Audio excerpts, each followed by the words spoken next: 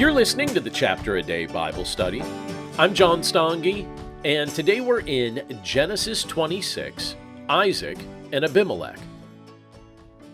Genesis 26 gives us a chance to watch Isaac walk through many of the same struggles his father Abraham faced. If you've ever wondered why certain challenges seem to keep showing up in your life, this chapter feels strangely familiar. Isaac experiences famine and fear and conflict and blessing and restoration. But through it all, God stays faithful to his covenant promises. And when we look closely, we can see how this chapter prepares our hearts to recognize and appreciate the ultimate fulfillment of those promises in Jesus. Now, the chapter starts with a crisis. It says in verse 1, "Now there was a famine in the land, besides the former famine that was in the days of Abraham." It's the kind of detail that immediately sets the tone. Isaac is living in the land God had promised, but the land doesn't look very promising at all. That tension sits quietly in the background of the entire story. God's promises are true, but the circumstances feel shaky. Well, just as Abraham did years before, Isaac needs direction. So the Lord appeared to him and said, "Do not go down to Egypt. Dwell in the land of which I shall tell you." We're told this in Genesis 26, verse 2. Now, Egypt would have seemed like the sensible choice, maybe a place with resources and stability, but God tells Isaac to stay put. It's as if God's guiding Isaac away from self-reliance and inviting him to trust that God himself will provide. And then God repeats the covenant that he had given to Abraham. He tells Isaac in verse 3, "I will be with you and will bless you." That simple phrase feels like the heartbeat of this chapter. God doesn't say the land will always be easier, that every season will be prosperous. Instead, God promises his presence and his blessing. And Isaac's entire life rests on those two realities. Even with that promise, Isaac still struggles with fear. When he settles in Gerar, he tells the men of that place that Rebekah is his sister because he's afraid they'll kill him for her. That familiar storyline from Abraham's life shows us something about human nature, because even people who trust God deeply can fall into fear and self-protection. And it's strangely interesting, strangely comforting to see Scripture acknowledge that tension. Faith is real, but fear tries to creep in at the edges, and you have Isaac doing the very same thing that we saw Abraham do several chapters earlier. And yet God preserves Rebekah. He protects Isaac's family just as he protected Abraham's. Abimelech confronts Isaac, but it becomes clear that God has been watching over the entire situation the entire time, and Isaac's failure doesn't cancel God's promise. The story then shifts toward blessing and conflict. Isaac plants crops and experiences remarkable increase.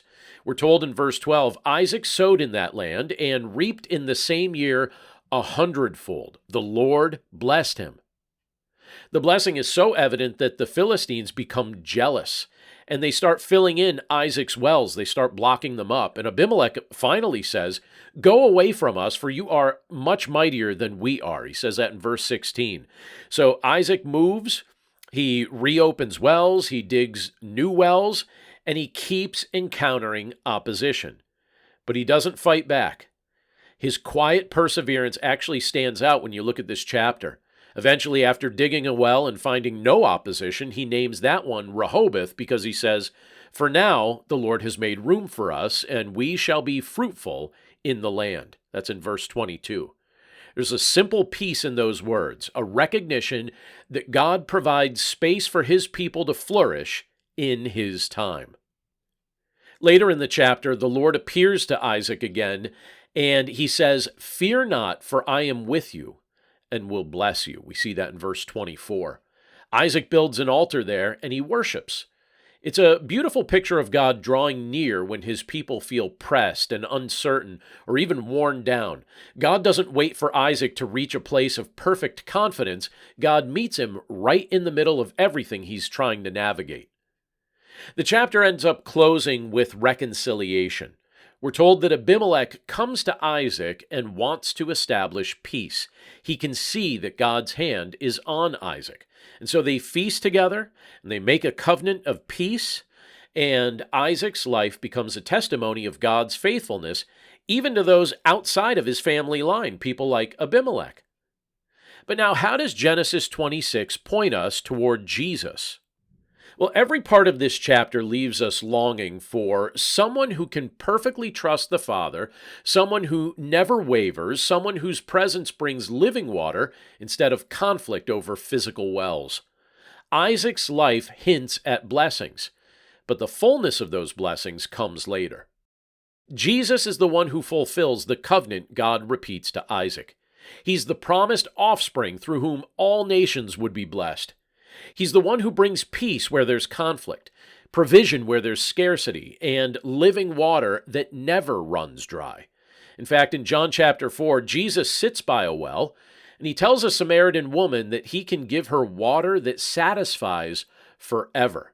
And that moment only makes sense when we remember how often wells in the book of Genesis represented survival and blessing and God's care.